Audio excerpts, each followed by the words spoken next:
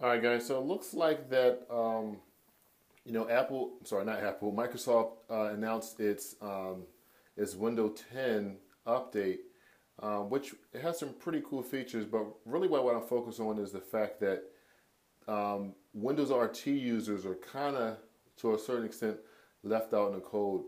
Now, when Microsoft said they will add some features to Windows RT, but it's not going to be as involved as what you will get on a standard PC running a stronger processor compared to the ARM processor. So only time will tell.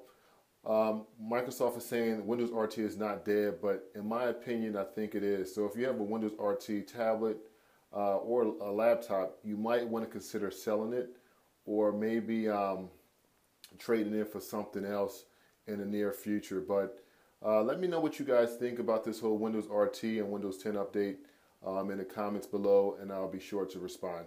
Thanks for watching, and please subscribe. Bye-bye.